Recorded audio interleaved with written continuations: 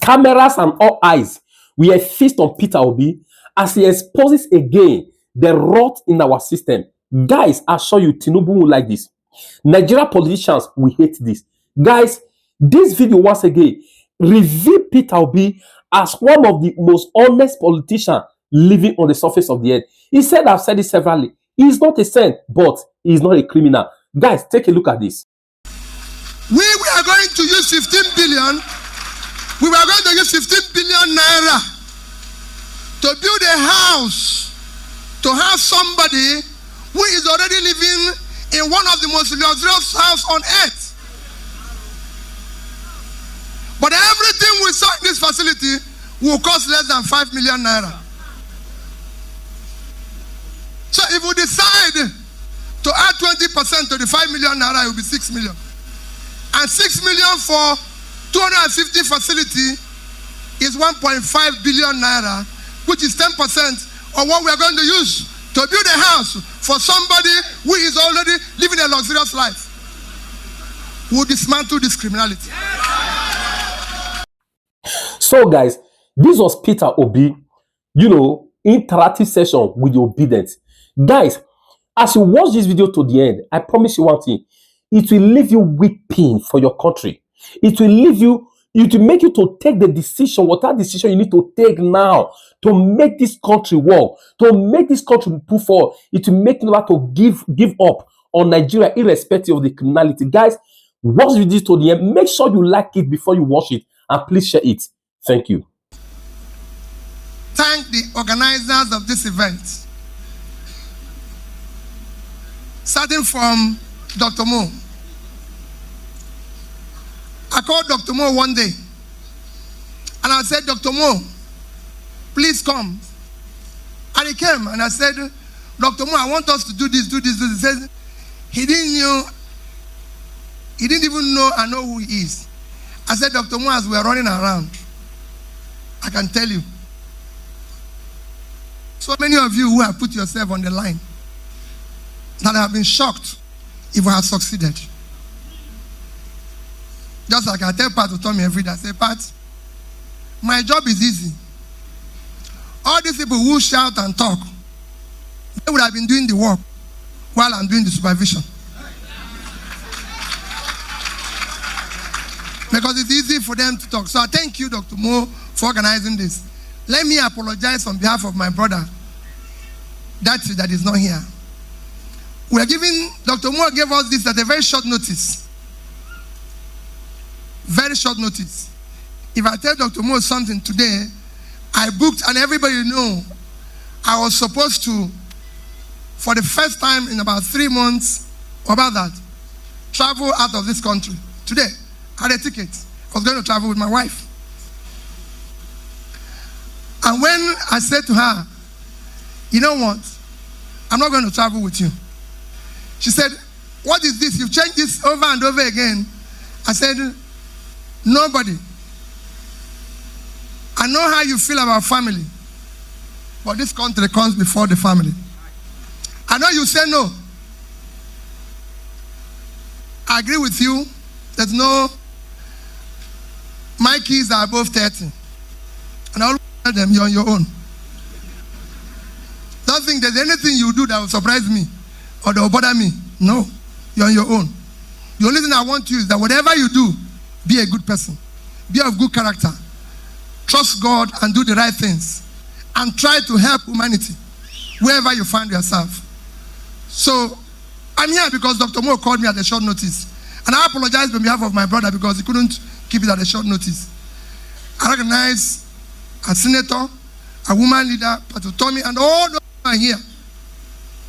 Mine is to, most sincerely, today is 1 year anniversary of our election. And it's fitting that I most sincerely thank all of you for your abiding faith in our country, for your belief in the new Nigeria. I can't thank you enough. I even thank the others who have different choices. Democracy is about choice. And I've always said it. If I come into a room where everybody loves me, I will leave. Because there's something wrong. There must be people who hate you even for the sake of you. That is what life is all about. So I respect those who have different choices. But you who believed in the right thing, I sincerely thank you. I thank you for even standing till today amidst all this pain and suffering. You still believe there will be a Nigerian. I still believe there will be a Nigerian. I am Professor Pat went somewhere now. Somebody said, you're everywhere. I say yes. Because we have to deal with this issue. We can't just walk away. But everybody knows the pain. Like I said, I've written something here. There's pain, what we are going through. Some of you might not know what, and some will know what people are going through in this country. Just yesterday, Nigerians died because they were stampede where they're trying to buy rice cheaper. Just yesterday, people died because they queued to buy rice cheaper. They were buying rice cheaper. That's the reason why they died. In a country that have over 70% of their fertile land uncultivated, people are dying because they're selling rice to them cheaper. I was in a church this morning and they asked somebody, what is your hope for Nigeria? He said he's praying for Nigeria. He's praying for politicians. I said, please, reduce your prayers and put some in action.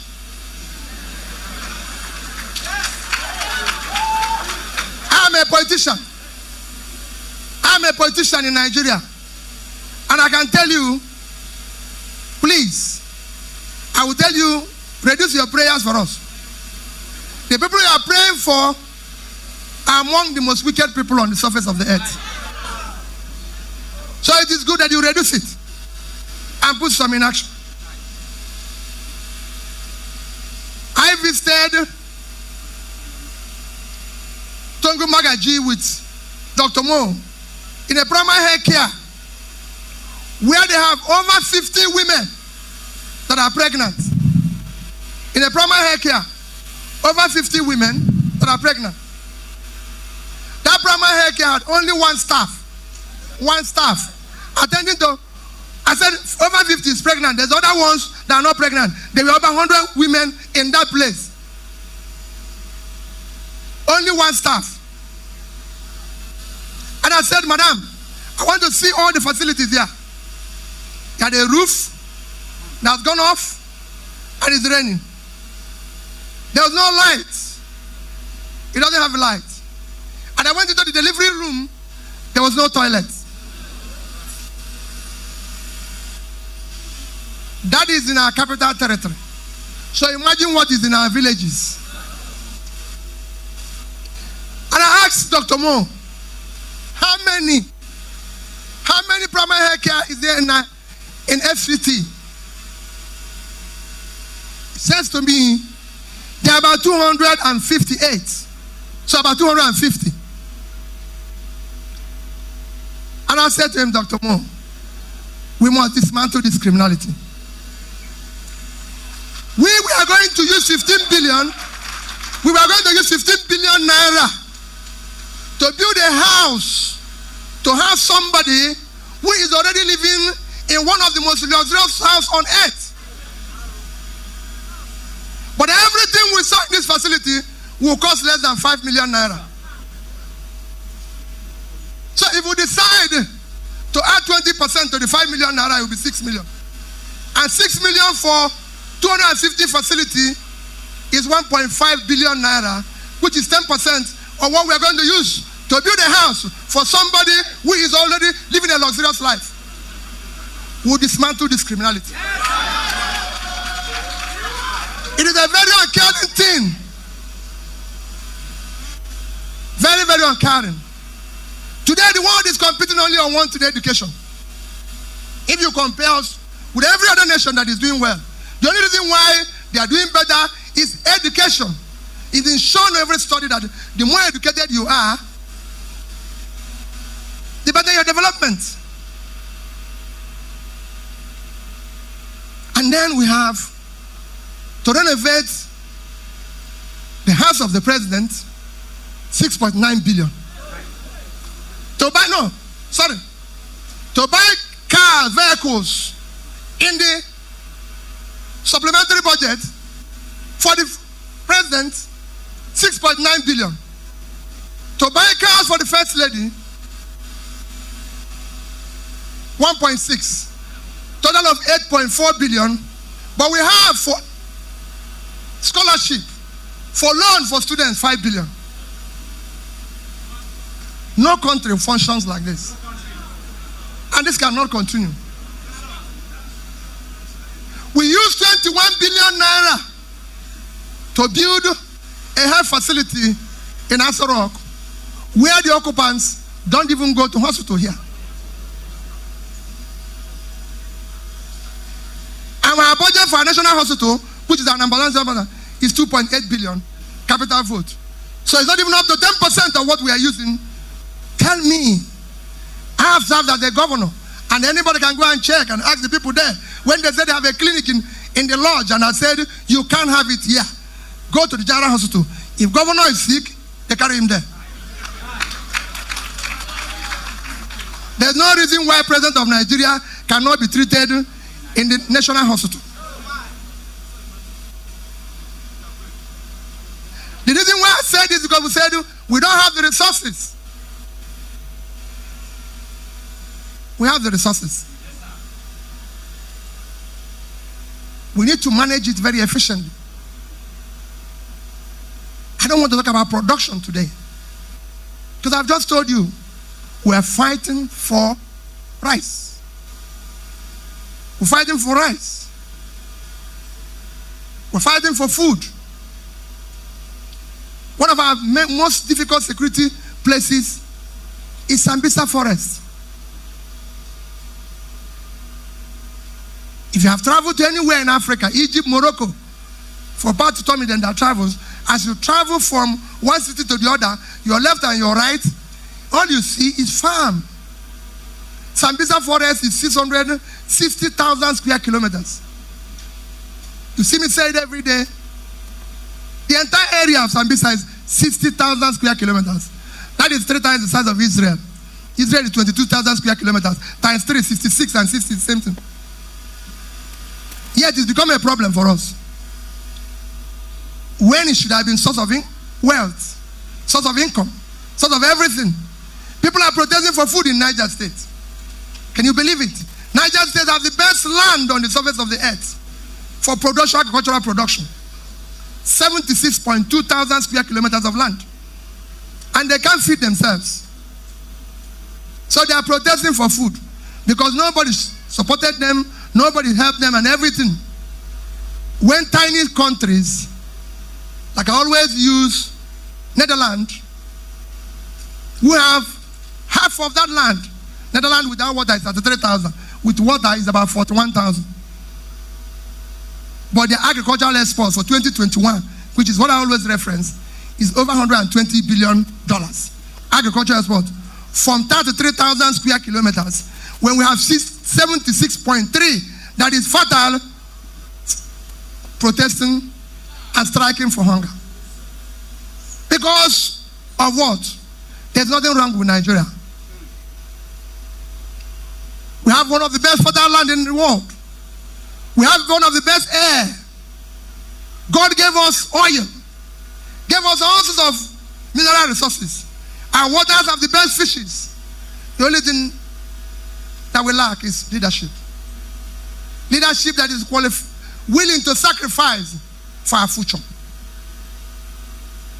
And that is what all you see today is magic.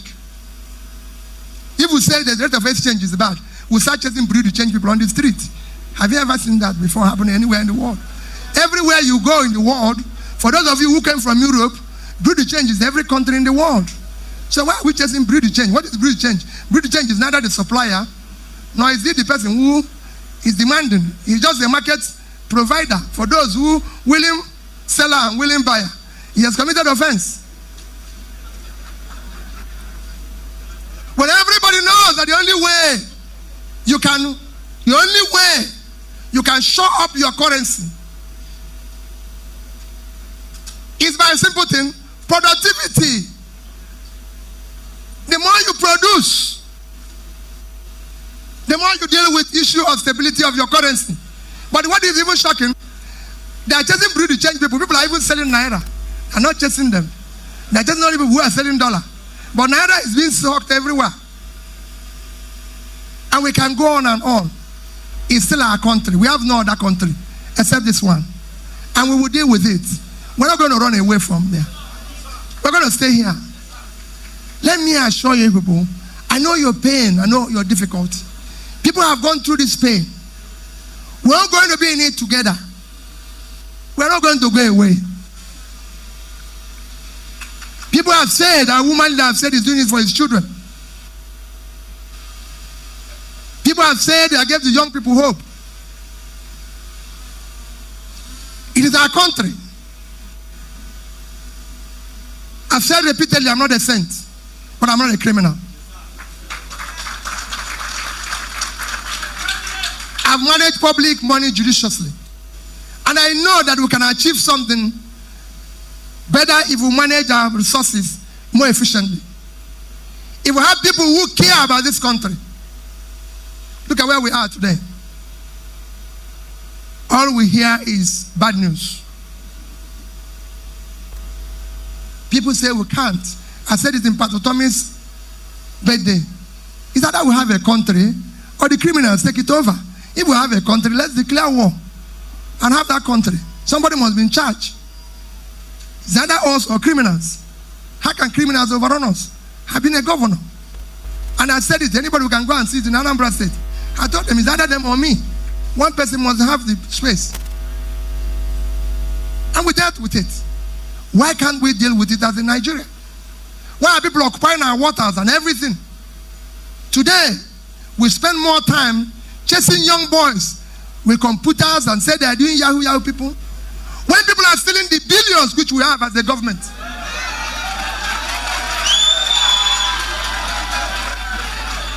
Why are we wasting our time? Why are we doing that? Why are we chasing young men all over the place? I can assure you that all the money that Yahoo people have stolen in 1 year,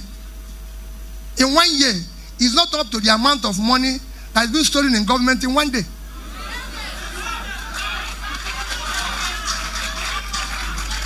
I have been an insider. What we want is those who are stealing our public money. I'm not encouraging anybody to steal, but we will deal with those who are stealing our common resources first. Let's catch them first. They are the ones causing us problems. They are the ones who have a lot of money without productivity. They are the ones causing from inflation to high rate of exchange because they have billions without productivity. Let's deal with it. We're not dealing with it. Today is our anniversary. Today, we have resolved to continue in this direction where we are. We cannot stop. Please do not stop. Do not say, it is all about me. I'm not desperate to be president of Nigeria. I'm desperate to see Nigeria work. We need to make it work for everybody. There's no reason why there should be poverty in northern Nigeria. God gave them everything. Nigeria can make more money from agriculture in the north than we make from oil.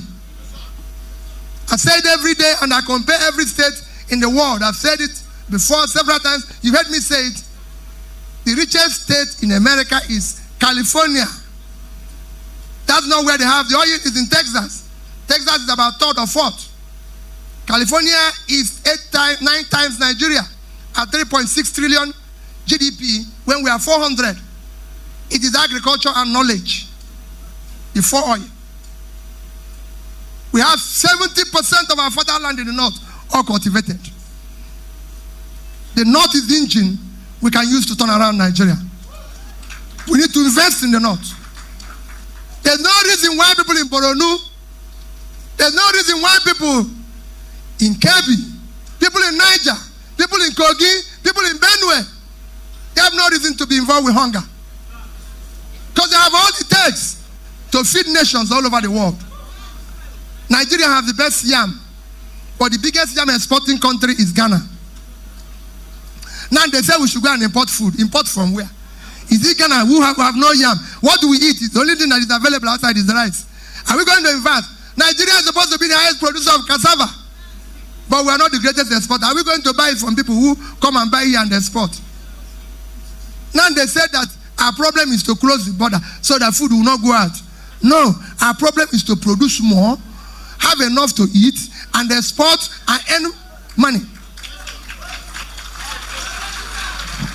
And it is easy. It is not rocket science. You have all sorts of funny policies here. They say our nurses can't even go out. Our doctors can't go out. What are you talking? Indians did it. They produce more doctors, more nurses. Cuba is doing it.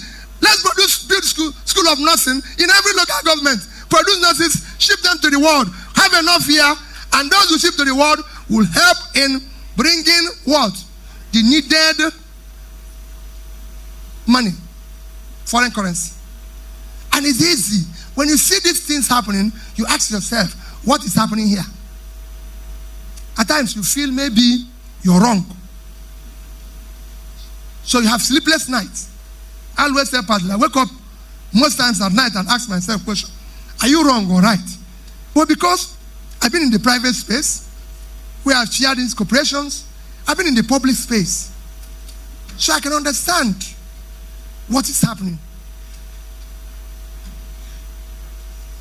And I always say, I have the best experience for the job.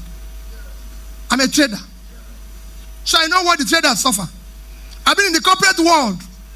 So I know what the people in the corporate world needs to, because there's also problems there that needs to be fixed. And I've been in public space. So I know what is wrong with the country. And we can fix it. There's nothing in it. Countries after countries have generated power. Simple power. Power is sophisticated in Nigeria. A company like Egypt, from 2015 to 2021, moved their power generation and distribution from under 20,000 megawatts to about 50,000. Today, Egypt is exporting power to Europe. Nigeria is still quarreling with all sorts of things. These are things you can fix that can make your country to become productive. Today, we are saddled with people telling us it is about revenue. We don't have enough revenue. How can you have enough revenue where 80% of your people are poor? Revenue is a function of productivity. The more you produce, the more revenue you make. Can you go to market and without anything to sell and people will pay you? You have to have something to sell.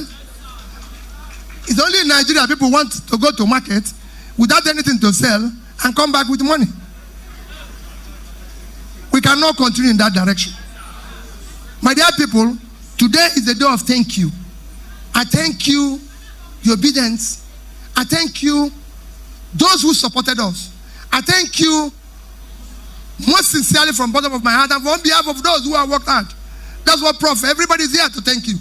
We remain sincerely grateful. People might tell you, oh, he has not come to see me. He has not seen me here. He has not done this. Please, wherever you are, if we have not seen you, know that I'm kneeling down and saying to you, thank you. You were great. You are great. You are one of those special things that happen to humanity. We will soon embark on tour to say thank you to people and to urge them to understand that we've not reached the ending. It is not beginning of the ending. It is ending of the beginning. We've just begun. We will be there. And don't think that if anything, I always say to people who are private to me, don't think that if anything happens to Peter Obi, no, it's not about Peter Obi. It's about all of us. So if they think they're going to take one person away, the rest will continue. In fact, they will have motivated them to continue. Because we must continue. until we dismantle the criminality called Nigeria. We cannot continue this way. People who genuinely want to do business are suffering. People who genuinely want to do good things are suffering. When people who are selling, when thieves are living in affluence, it cannot be. Nigerians are dying buying rice because they say rice is cheaper. So they now went to buy rice and there was stampede and Nigerians died. I cried over it. Buying rice. They were not trying to struggle for gold. It was rice. Nigerians can't get fuel. Nigerians can, everything is scarce here. Even what God gave them is scarce. They can't travel by road. Nigerians are paid 30, if you're lucky to get a job, 30,000. At a time when one egg is 200 naira.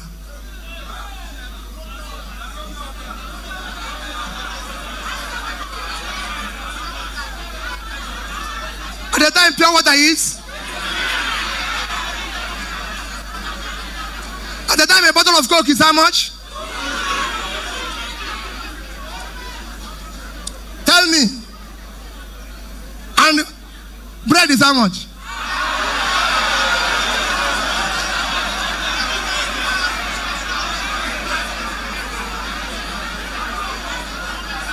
Let me assure you, you are the ones making this speech. It's not me making this speech again. You are the one making this speech. But let me assure you, one of the things that brought French Revolution was bread. I hope people know. They said they wanted bread. The queen said, why can't they? And they now realize that those who are in charge don't know what their problem is. Those who are in charge in Nigeria don't understand our problem. And we must dismantle them. God bless you.